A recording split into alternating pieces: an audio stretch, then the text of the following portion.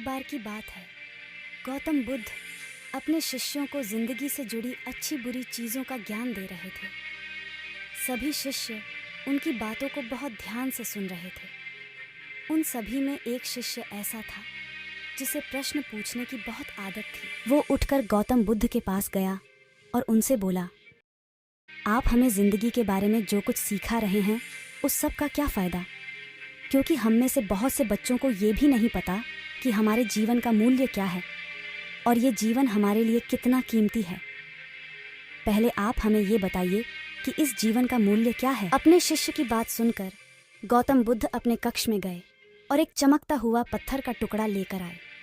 वो टुकड़ा उन्होंने अपने शिष्य को दिया और बोले, मैं तुम्हें इस जीवन का मूल्य तब बताऊंगा जब तुम इस पत्थर का सही मूल्य पता लगाकर आओगे।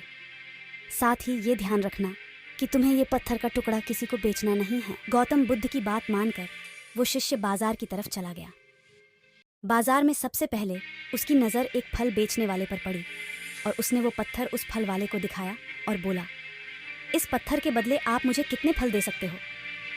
फल वाला बोला, ये पत्थर कुछ खास तो नहीं है, लेकिन फिर भी इसके बदले में तुम्हें 10 केले दे सकता हूँ। वो शिष्य उस पत्थर को लेकर आगे चला गया।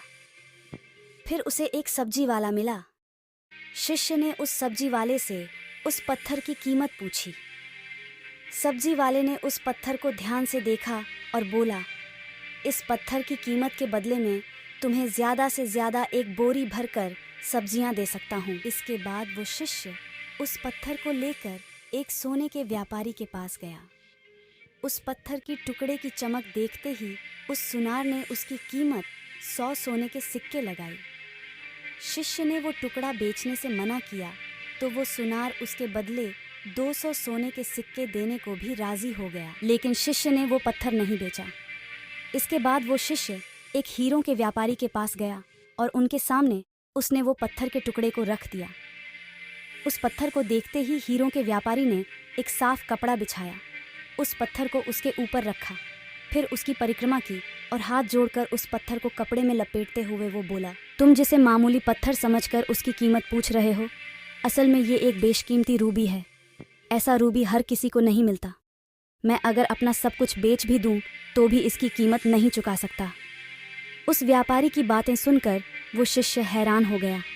वो दौड़ा दौड़ा सीधा बुद्ध के पास आया और उन्हें उसने जो कुछ भी बाजार में हुआ वो सब बताया। उसकी अचरज भरी बातें सुनकर गौतम बुद्ध बोले, तुम्हारे सवाल का जवाब इस रूबी की कीमत में ही छिपा है।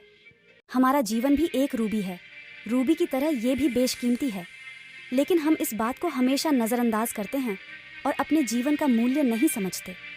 हम दूसरों को देखकर और उनके जैसा जीवन जीने की कोशिश में अपने जीवन की कीमत को कम कर देते हैं। हम ये सोचते हैं कि हमारी ज़िंदगी की कीमत वही है जो दूसरे हमें बताते हैं, लेकिन ये बात हमेशा ध्यान रखना कि सामने वाला अपनी हैसियत, बुद्धि और अपनी समझ के हिसाब से तुम्हारी कीमत लगाता है। ज़िंदगी सिर्फ एक बार मिलती है, इसीलिए इसको बर्बाद ना करें।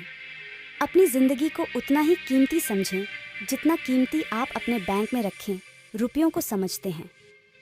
आज के समय में लोग अपनी ज़िंदगी से ज़्यादा कीमती प्यार, पैसों और दिखावे से भरी चीज़ों को समझते हैं। प्यार के चक्कर में लोग सुसाइड कर लेते हैं। पैसों के चक्कर में ऐसा काम करने लग जाते हैं जिससे उनकी ज़िंदगी बर्बाद हो जाती है। नाम कमाने के चक्कर में उल्टे सीधे काम करने लग जाते हैं। हमेशा याद रखें कि दिखावा करना ज़रूरी नहीं है।